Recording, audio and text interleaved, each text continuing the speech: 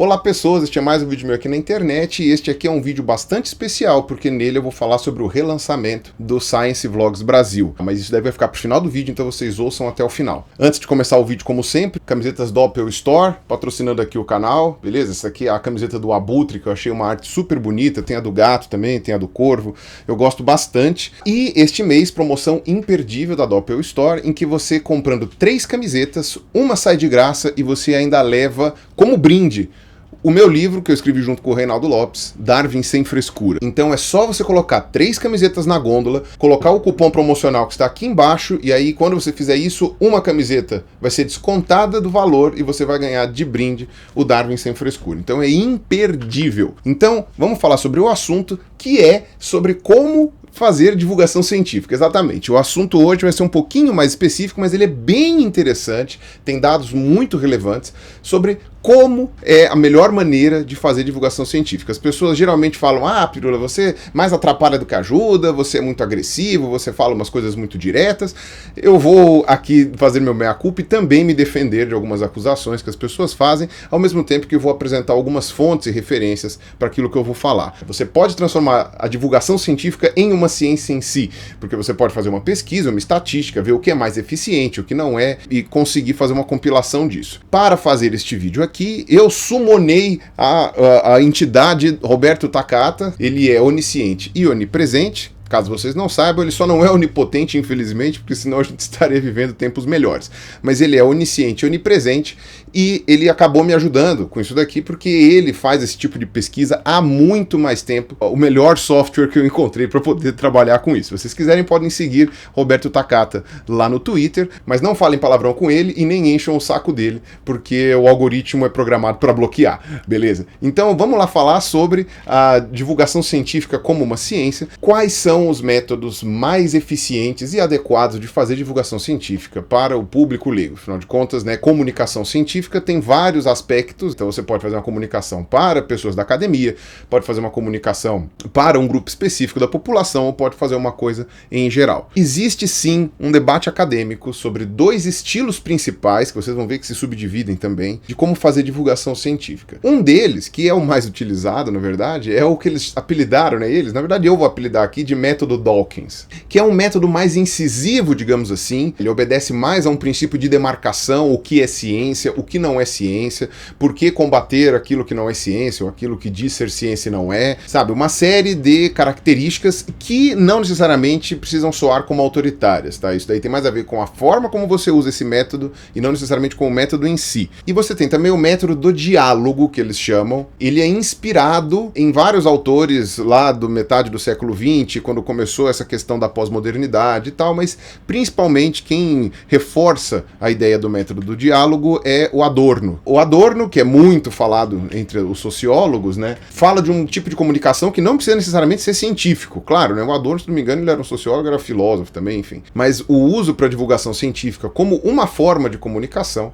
é bastante aplicável. A crítica dele era mais ao modelo da mídia tradicional, que era muito parecido com o que o Dawkins faz, né, que é um modelo de cima para baixo, né? Ou seja, você tem uma autoridade, essa autoridade vem e ilumina as pessoas com aquele conhecimento que elas não sabiam. Ele dizia que o mais importante é que a comunicação fosse horizontal. E o Adorno não poderia prever a existência da internet, né, que permitiu essa horizontalização da comunicação. Antes da internet seria quase impossível uma pessoa como eu, por exemplo, estar na televisão, eu teria que ter alguém lá dentro conhecido, etc. Eventualmente no rádio, em algum lugar bastante regional, mas graças à internet você tem uma capilaridade maior, né, na penetração da mensagem aí. Você também, com esse tipo de horizontalização, abre brechas para negadores da ciência, que provavelmente não teriam espaço na mídia tradicional, talvez apenas em canais de qualidade duvidosa, né, mas não generalizadamente. Então, no ano 2000, a Wellcome Trust in Britain, ela identificou essas maneiras de abordagem. O método Dawkins eles chamaram de modelo do déficit, ou seja, você parte do pressuposto de que a população tem um déficit de conhecimento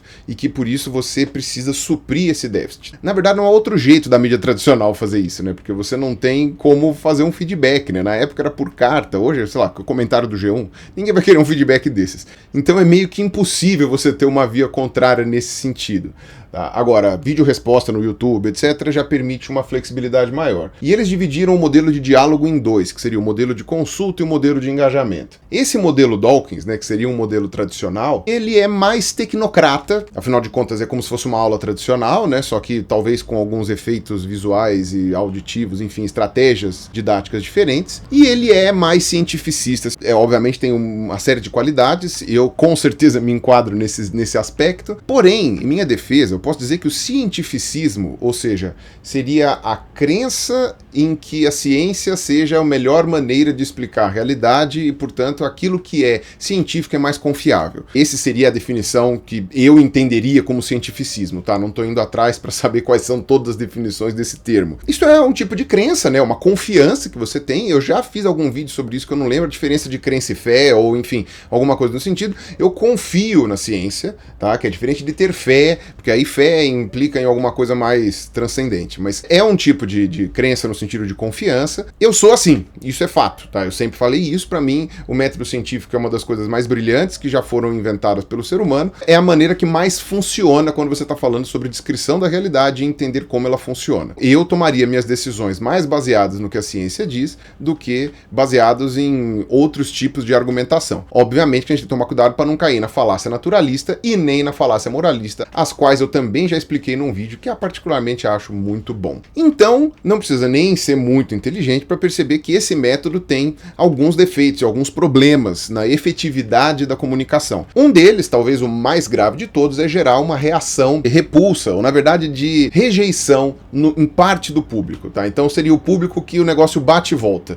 A pessoa cria uma casca, não quer aceitar aquilo que você está falando, porque aquilo bate de encontro com outras crenças, ou com a fé da pessoa, ou qualquer outra coisa, e aí a mensagem não só não é passada, como há uma resistência para que ela seja alcançada. Esse é com certeza o defeito maior dessa forma de abordagem. Já o método do diálogo, né, que o pessoal aqui da Wellcome Trust in Britain dividiu em modelo de consulta e modelo de engajamento, ele é mais construtivista. Então, por exemplo, o modelo da consulta, né, ou da conversação, dependendo da maneira como você traduz a palavra aqui, tem uma questão mais democrática, no sentido de que você tem que ouvir a realidade do seu público, entender a realidade do seu público, entender o que eles estão querendo, o que eles estão precisando, e aí sim traduzir a sua mensagem dessa forma. Ou seja, esse modelo, ele parte das dúvidas do público, e não daquilo que você acha que o público tem que aprender, precisa aprender. Eu acho bastante louvável esse tipo de questionamento, né? Inclusive eu também tento fazer um pouco disso aqui no meu canal, ainda que eu tenha uma certa crítica na percepção do que as pessoas querem aprender, porque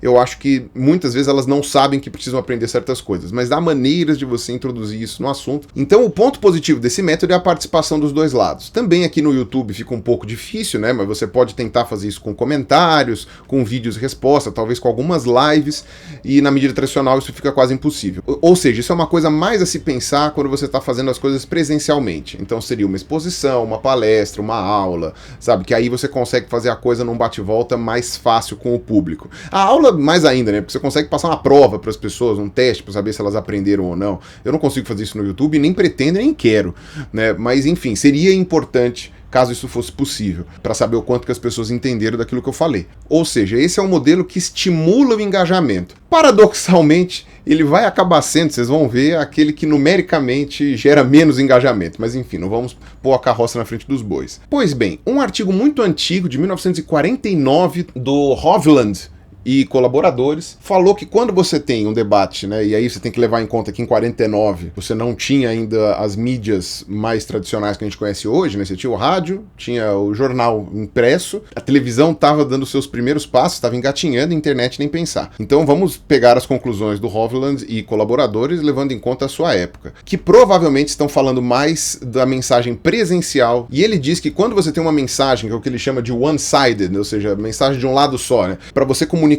para um público que não tem a menor ideia, que nunca foi introduzido naquele assunto, a efetividade da mensagem é altíssima. É claro, você está pegando um público cru, que não sabe nada daquilo que você está falando, você chega, fala o que você falar, eles vão acreditar tecnicamente. Não é que é 100% de sucesso, mas é mais fácil. Quando você tem uma mensagem de dois lados, ou seja, com argumentos e contra-argumentos, né, ou seja, apresentando dois pontos de vista, digamos assim, e defendendo um deles, aí a efetividade baixa bastante quando é um público que nunca teve contato com aquilo. Porém, ela aumenta quando é um público que já tem meio que uma opinião formada. Aí tem um outro artigo que fez uma pesquisa, uma compilação bem grande, inclusive, sobre essas diferenças, né, de um one-sided, two-sided, né, ou seja, de explicações versus debate, e ele chegou à conclusão de que quando é um debate de argumentação e contra-argumentação, é o mais efetivo de todos para que a mensagem seja passada e as pessoas compreendam. Um pouquinho mais eficiente, mas não é uma diferença muito grande. Porém, quando você tem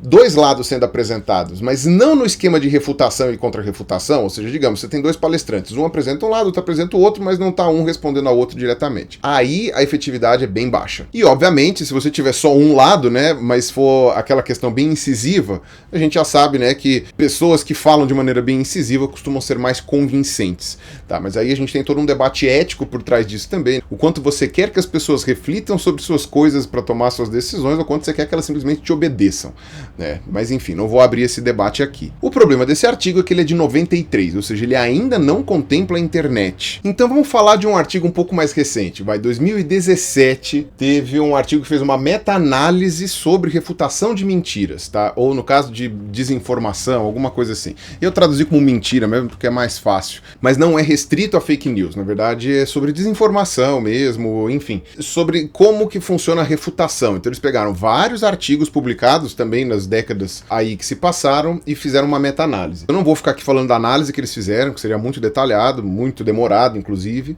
mas vou colocar aqui embaixo na descrição o artigo e vou dizer aqui quais foram as conclusões que eles chegaram. E já digo que as conclusões que eles chegaram não são nada animadoras, pelo menos não pra gente da divulgação científica. Se a audiência que está ouvindo sobre divulgação científica já tiver feito o cherry picking, né, o pick and choose lá, escolhendo os argumentos que sustentam a mentira que eles querem acreditar, a persistência dessas ideias enganosas é muito mais forte do que a refutação. Isso também a gente já observou na internet, porém com um detalhe: se essa refutação não for detalhada, se for apenas uma negação da ideia. Então é aquela coisa, o cara fala, a Terra é plana, eu chego e falo, não é porque não é. Isso só reforça a crença da pessoa que acha que a Terra é plana, se você não der uma detalhada em por que ela não é plana. Uma mensagem de refutação mais detalhada é mais efetiva, que também é bastante óbvio, né? Então, você dar uma refutação sem explicar por quê é pior do que não dar refutação nenhuma, tá? E eu vejo, infelizmente, muita gente fazendo isso, nem tanto com vídeo de ciência, mas principalmente com vídeo de política, ou, enfim,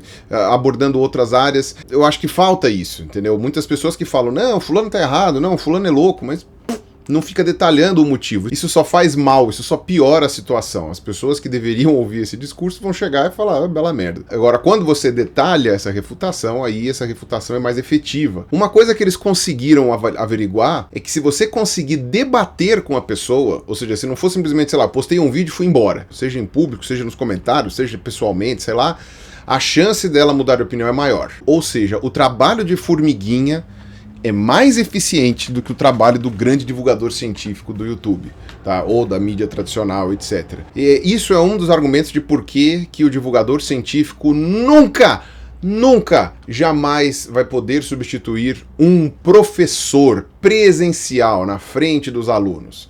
Tá? Óbvio que tem professores ruins, tem divulgadores científicos excelentes, e que às vezes o professor tem um déficit ali, ele usar o vídeo do divulgador é até melhor, né? Eu recebo várias vezes comentários de pessoas falando, eu aprendo mais com você do que na escola, que às vezes a didática que eu tenho se adequa melhor àquela pessoa em específica do que a que o professor dele tinha, mas nunca o professor será substituído pelo YouTube, porque ele precisa ter esse contato próximo com os alunos, e esse trabalho de formiguinha é mais eficiente. E aí vem a notícia mais acachapante, né, mas que também, infelizmente, a gente já observava como sendo verdade. Apesar da refutação detalhada aumentar a probabilidade de convencimento da pessoa, ela também aumenta a resistência à mudança de ideia, ou seja, o efeito backfire que a gente chama, né, a pessoa ouve a refutação e a consequência disso é ao contrário do que se esperava, ela reforça suas crenças prévias e aí que ela não arreda o pé mesmo. Então, ao mesmo tempo que a refutação detalhada ela é muito boa por um lado, especialmente para pegar ali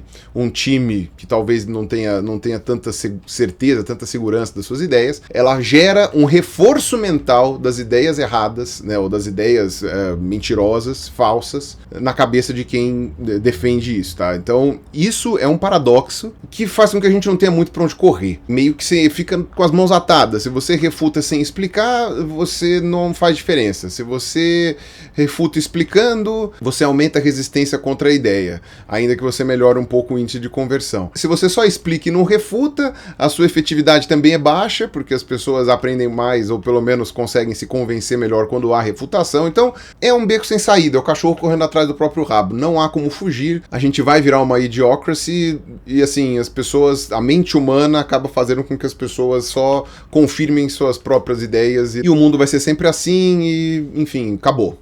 O último que sair apaga a luz, desistamos todos, este mundo não vale nada e sejamos um Rick aí, né, vivendo de forma nihilista.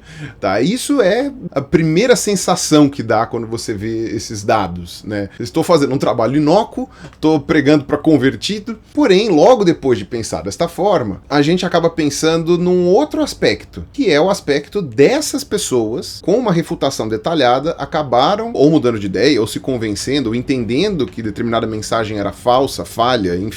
E essas pessoas são aquelas que podem ser, digamos assim, ensinadas, ou que podem ser salvas, é a maneira como eu costumo me referir. Ainda vale a pena fazer alguma coisa, mesmo sabendo que o nosso índice de sucesso vai ser mais baixo, bem mais baixo do que um coach, por exemplo, ou um chefe de seita, alguma coisa assim. Talvez a minha série PCR Evo seja a mais efetiva do meu canal, seja a mais útil e a que mais consegue cumprir a sua função aqui do meu canal. Então é exatamente aquilo que eu estava falando, há um diálogo ali em que eu parto das dúvidas das pessoas e não falo aquilo que eu acho que as pessoas deviam saber. Quer dizer, eu faço um pouco dos dois, né? Você tem ali uma abordagem justificada, então eu refuto algumas coisas, mas eu embaso bem essa refutação, então eu estou ali fazendo a única coisa que pode ser minimamente eficiente quando a gente está falando de divulgação científica, tá? Eu acredito que o livro que eu escrevi com o Reinaldo está na mesma pegada. Até agora as pessoas que leram e estão me respondendo falaram que a pegada é muito parecida, o que me deixa bastante feliz, de fato. Mas a conclusão desse artigo de 2017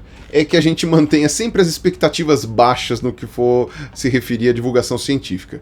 Bom, mais baixas do que as que eu tenho é meio difícil, meio impossível. Eles estão sugerindo para baixar mais ainda. Mas como eu falei, eu recebo muitos relatos são evidências anedóticas, mas ainda assim, pelo menos eu me sinto menos inútil sabendo que uma ou outra pessoa mudou de ideia, ou descobriu do que gosta, ou ampliou os horizontes, ou mesmo que não tenha mudado de ideia, passou a respeitar ideias diferentes por causa dos meus vídeos. Então isso já me deixa bastante feliz, já acho que cumpri minha função, sabe? Não precisava nem mais gravar vídeo daqui pra frente, só deixar os que já estão no ar. O artigo também fala que o importante desses debates é você incluir alguma informação que ninguém esteja falando. Então isso é uma coisa que eu gosto de fazer, eu me divirto fazendo, inclusive. Eu escuto o debate, vejo o que as pessoas estão falando, sempre falta alguma coisa que eu acho muito relevante que ninguém está falando, aí isso geralmente me motiva a gravar um vídeo sobre um assunto, mesmo que seja um assunto batido já, que todo mundo já discutiu, alguma coisa assim. Então isso é efetivo.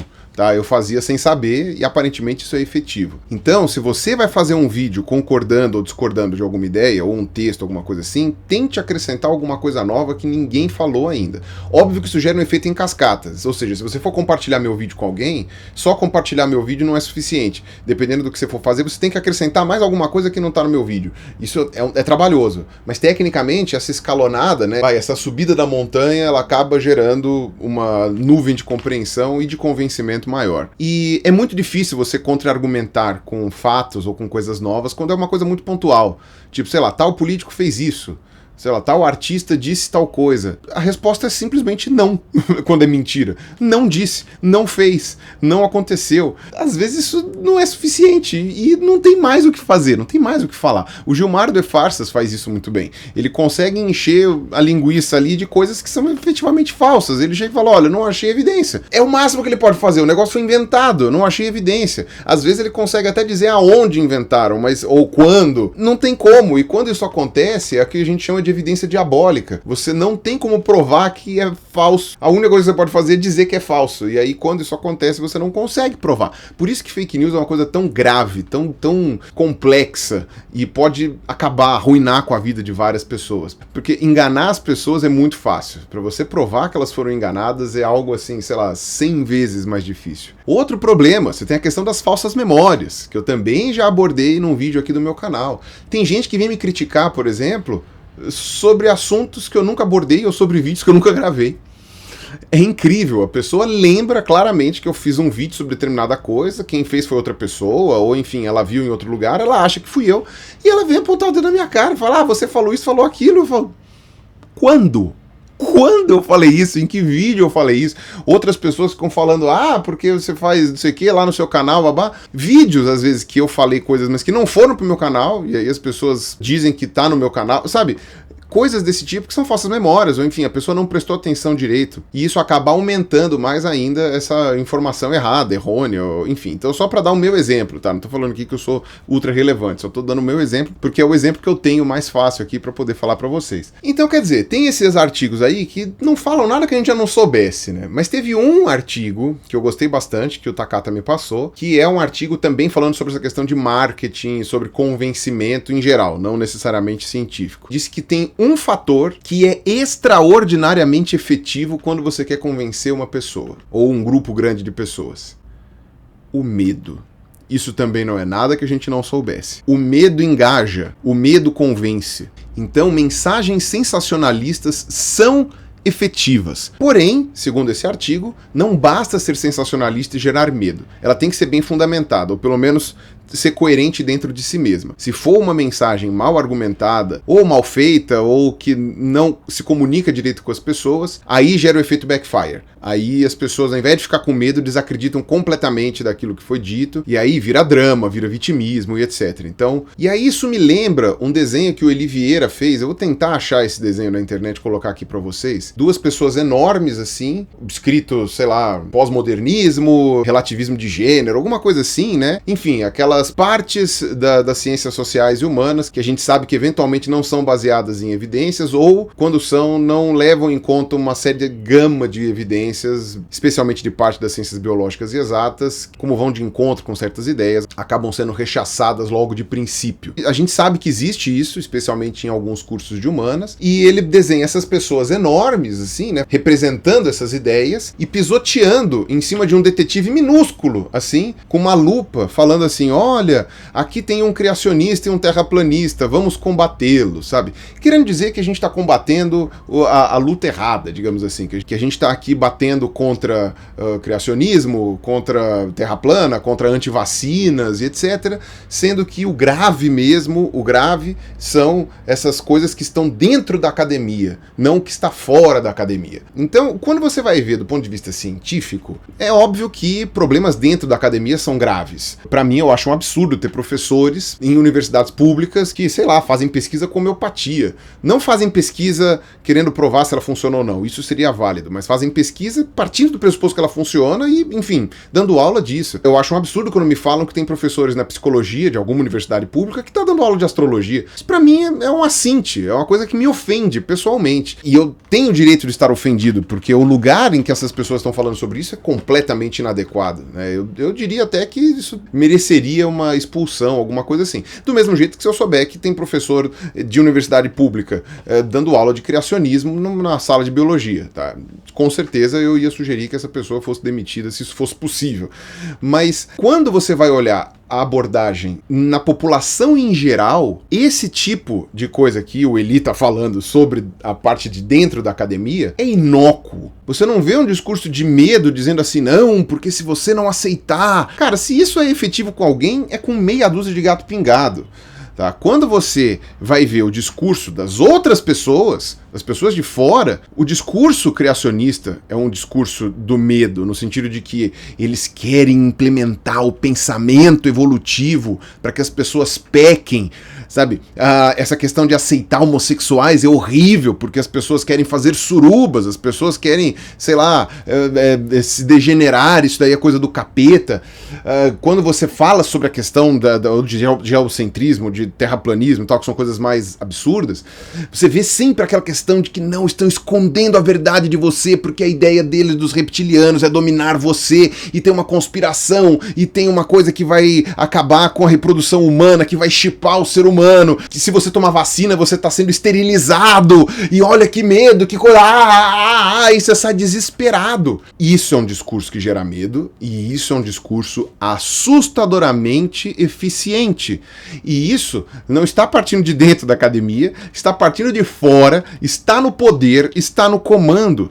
E esse é um dos motivos de por que eu acho que esse desenho do Eli é um lixo, ele é uma bosta, é uma visão completamente distorcida da realidade, sabe? Talvez ele pudesse falar que vale alguma coisa em algum país, sei lá, da Escandinávia, alguma coisa assim, e eu colocaria isso em dúvida também. Mas como eu não conheço a realidade dos países da Escandinávia, eu até me recolheria a minha insignificância. Agora, quando você fala isso de Brasil, aquele desenho é, no mínimo, risível, gargalhável, na verdade, e no máximo ele é ofensivo mesmo. Ofensivo às pessoas que, enfim, estão tentando combater aí aquilo que vem com mais força, porque existe uma efetividade no discurso do medo, e isso o pessoal aí da ala olavista, né, os olavetes, são muito, mas muito mais profissionais do que meia dúzia de professores hippies das ciências humanas falando de relativismo e, sei lá, questionando a realidade. Caso alguém venha falar que eu estou passando pano para as pseudagens ou para o discurso anticientífico que está presente na academia científica ou em movimentos identitários, eu já tenho um vídeo que é intitulado Ciência de Branco, que eu falei sobre isso, eu discuti sobre isso, falei que qualquer pseudociência é igualmente grave. O que eu estou querendo dizer aqui é que uma é mais persuasiva do que a outra. O discurso de que a ciência é feita por homem branco e que a gente não deveria segui-la é um discurso que é propagado por meia dúzia de pessoas que estão, obviamente, em movimentos engajados, e essa meia dúzia de pessoas tem um poder de convencimento muito baixo, uma minoria barulhenta de internet. Senão você teria emplacado muito mais legisladores ou candidatos do executivo nessas eleições voltados para esse discurso, mas não. O discurso mais efetivo é o discurso do medo. Então, se alguém vier encher meu saco dizendo que eu estou passando pano para esse ou para aquela negação da ciência, pode ir para aquele lugar com força. E aí eu vou colocar aqui algumas observações do Takata nas matérias que ele fez no blog dele, que é o Gene Reporter, tá? Vou colocar aqui embaixo também da onde eu tô tirando isso, baseado em outras pesquisas, que é a excitação emocional, né, ela aumenta a propensão de compartilhamento, então é aquilo que a gente já sabe, né, que coisas que geram desgosto, medo e felicidade são mais compartilhados do que histórias neutras, que o contato com a desinformação em histórias de ficção, lembra daquele meu vídeo sobre a desculpa do entretenimento? Então, isso aumenta a crença ilusória no conhecimento prévio, ou seja, o efeito do Dunning-Kruger, né, que é aquele que é a ilusão do conhecimento, você acha que sabe de alguma coisa. E aí o questionamento que me levou a gravar esse vídeo era qual seria a abordagem dentro do YouTube que seria mais eficiente. Uma abordagem direta, que seria um método Dawkins, entre aspas, que é aquela coisa com demarcação muito clara, ou uma abordagem indireta em que a demarcação não é feita às claras e que você coloca a ciência nas pessoas sem que elas percebam que está sendo colocada, né? O que eu chamo de comer pelas beiradas. Enfim, só para deixar a coisa um pouco mais clara para vocês, então seria uma abordagem mais parecida com o que eu faço, seria uma abordagem pirula, ainda que a gente não consiga colocar em caixas dizendo que eu só faço um tipo de abordagem ou que outros canais só façam outro tipo. E seria a contrapartida uma abordagem nerdologia, que nem o Átila e o Felipe fazem, que seria uma coisa mais comer pelas beiradas, assim, não necessariamente deixando claro que isso aqui tá certo ou errado, ainda que eu saiba que eles já fizeram isso várias vezes, mas não é o padrão, enquanto eu várias vezes também tentei comer pelas beiradas, mas o meu padrão é um pouquinho mais direto, mais de demarcação. Um artigo de 1990 estudou essa diferença e ele chegou à conclusão de que o método direto, quando ele é visual, ele é mais eficiente. E aí, no caso, eles estão falando de uma coisa tete a tete, na década de 90 você não tinha tanta internet assim. O método indireto, quando ele funciona, ainda que numericamente ele seja menos eficiente, a eficiência dele é mais duradoura, é mais estável. Ou seja, quando acontece a persuasão, ela é mais efetiva, ainda que ela aconteça com menos pessoas. A abordagem que eu costumo usar, ela tem então um efeito negativo muito óbvio, que é aquele que eu já falei no começo do vídeo, que é o efeito backfire. As pessoas ficam mais reativas, elas ficam menos propensas a sofrerem a persuasão daquilo que eu estou tentando explicar para elas, e elas vão, na verdade, reforçar aquilo que elas já acreditam, formando um timinho do contra. É mais fácil de você gerar polarização quando você faz o princípio da demarcação, porque, óbvio, você está demarcando, isso aqui é uma coisa, isso aqui é outra, tem gente que vai querer ir no isso e tem gente que vai querer ir no outra. Ainda que seja mais eficiente em números, no sentido de que você gera um grupo meu e um grupo deles, isso gera um engajamento maior, né? A pessoa fica lá querendo defender o seu ponto de vista. Porque aí é um efeito de psicologia de grupo, né? Que eu não sei se eu posso chamar de efeito manada. Quando você está dentro de um grupo, você reforça a sua ideia que une, né, aquele grupo e, portanto, aquilo acaba se tornando uma coisa mais forte dentro de você e a chance de você conseguir mudar a ideia de alguém quando ele chega nesse estágio é quase nula. E o método indireto, apesar dele conseguir ter essa persuasão mais efetiva, né, mais estável e mais a longo prazo, ele consegue persuadir um menor número de pessoas. Como eu falei, a maior parte desses artigos eles pegam um público gringo, eles pegam uma amostragem que usa muito alunos universitários, né, porque óbvio, os caras estão tentando fazer um teste na universidade, eles vão pegar quem está mais perto. O que gera também um falso recorte da sociedade, né, porque os universitários já são uma fatia privilegiada da população, mais ou menos, né, e isso vale quase para todos os países, mesmo os países de primeiro mundo. E aí eu fecho aqui com o artigo de 2012, que faz sugestões muito claras. Ele é ótimo esse artigo, ele faz um compilado do estado da arte, de tudo que a gente sabe sobre divulgação científica,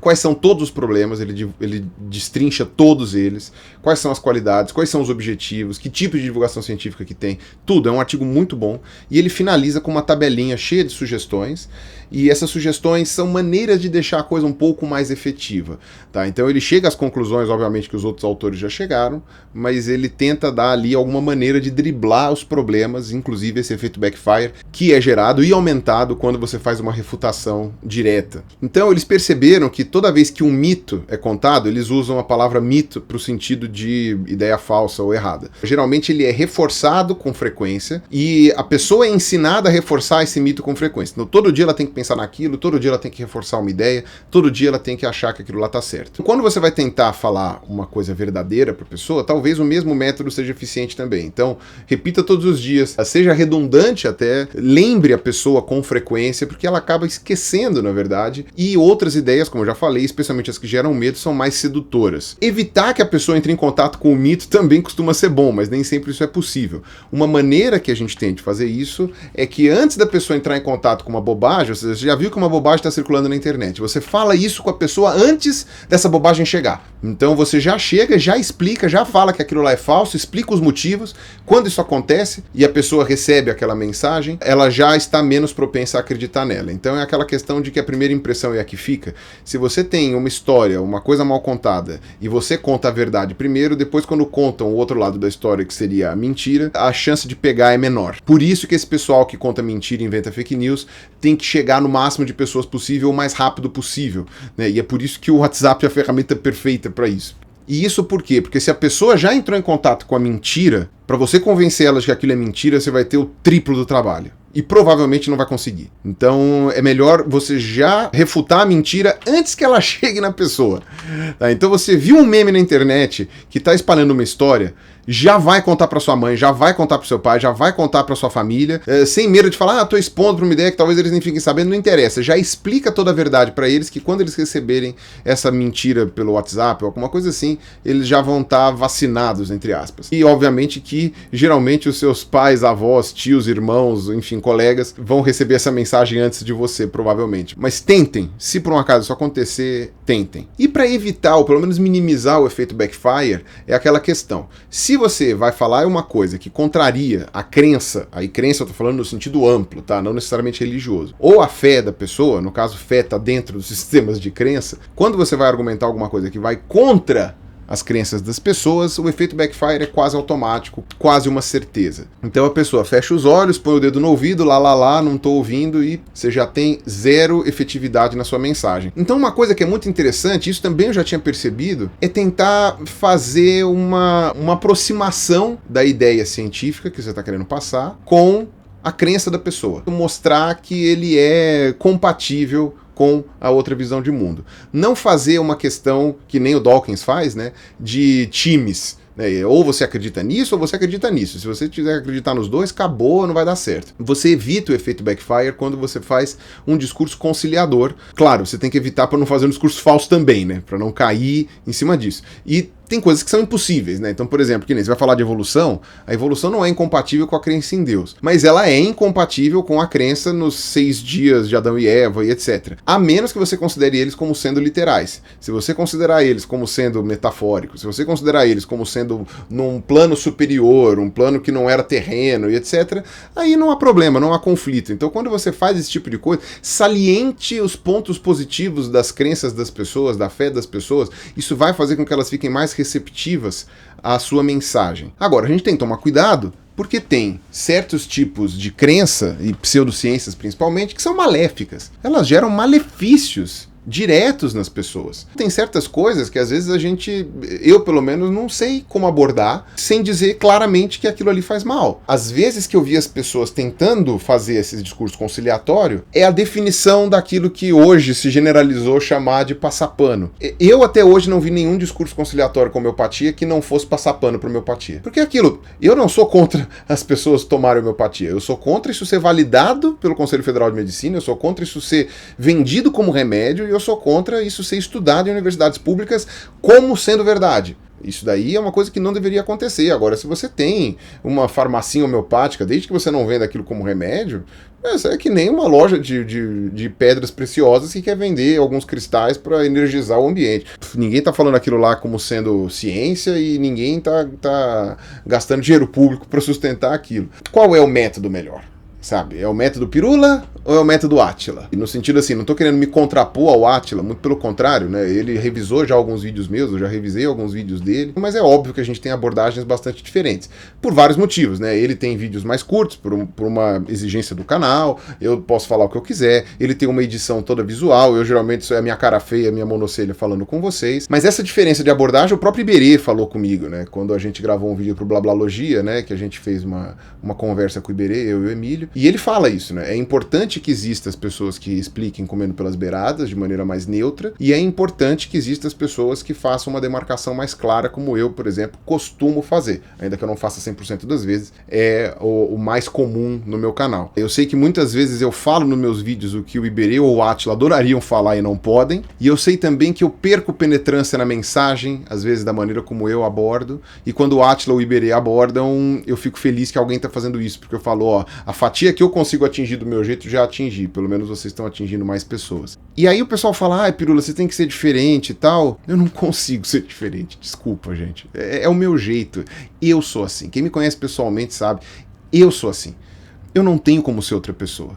Então o jeito que eu sei fazer é esse. Eu sei fazer divulgação científica deste jeito. O bom é que você pode escolher o divulgador científico que você acha melhor, que tem a melhor abordagem, que vai convencer melhor a pessoa que você quer convencer, que vai ser mais eficiente em passar a mensagem, que vai fazer você entender melhor, que vai ser mais persuasivo. Você pode escolher, sabe? Você não gosta do Pirula? Você pode assistir o Slow. O Slow faz uma abordagem muito parecida com a minha e eu brinco que ele é o Pirula que deu certo. O Pedro Loz está crescendo numa velocidade astronômica lá com Ciência Todo Dia. Você pode assistir o Sérgio Sacani, você pode assistir o Felipe Raime, do Café e Ciência, você pode assistir a Camila do Peixe Babel, você pode assistir o Blablalogia, você pode assistir o Nerdologia, você pode assistir o Manual do Mundo, você pode assistir o Mimimídias, Minutos Psíquicos, Leitura Obriga História, Xadrez Verbal, Alimente o Cérebro, Olá Ciência, Disperciência, Cura Quântica, que apesar do nome não tem nada de pseudociência, nem de coaching, nem nada, tá? É só um nome irônico, tá? Minutos da Terra, você pode assistir vários canais. Como você sabe que um canal de ciência tem a preocupação preocupação, o ponto é, você pode gostar de divulgadores científicos de várias vertentes, de várias maneiras de falar, de várias áreas diferentes. O importante é você não ser enganado por charlatão, é você não ser enganado por pessoas que ou estão tentando te enganar, ou,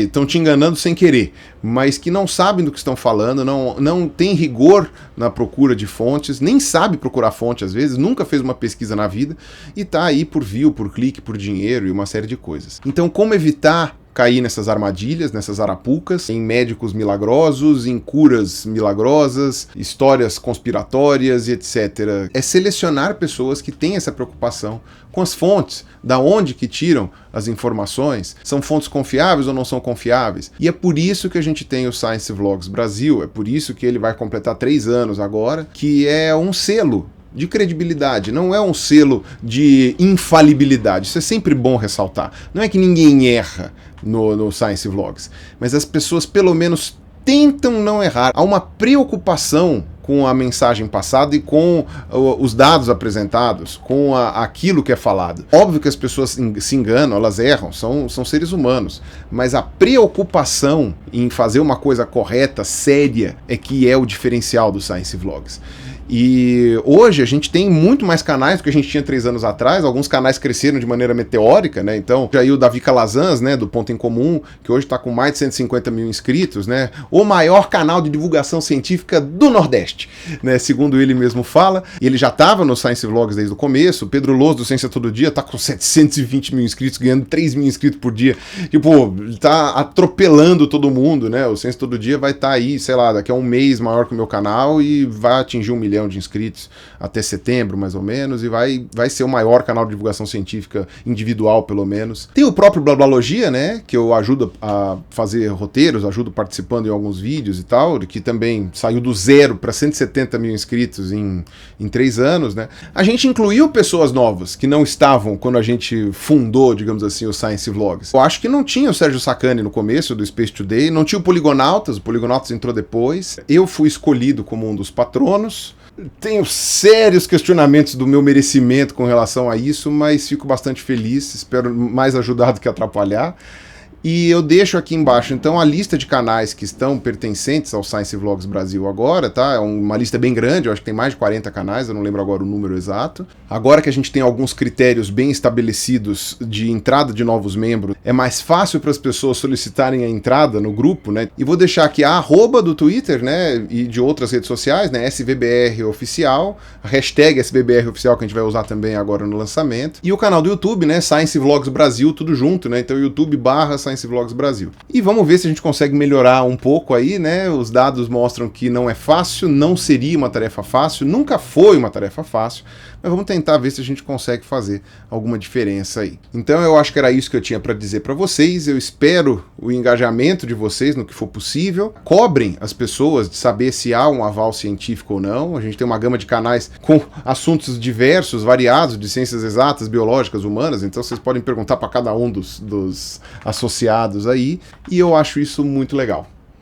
É isso, tá bom? Então até a próxima, um abraço para vocês. Falou!